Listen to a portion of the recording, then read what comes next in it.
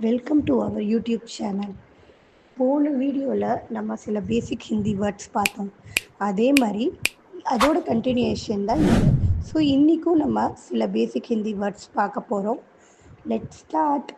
ஆனா, கம், வாங்க, ஜானா, கோ, போங்க, அந்தர், இன்சைட், உள்ளே, பாஹர், அவுட்சைட், வெளியே, ஆஜ், டுடே, இன்று, கல், எஸ்டர்டே, டுமாரோ, நேற்றுன்னு சொல்லலாம், நாளைன்னு சொல்லலாம்.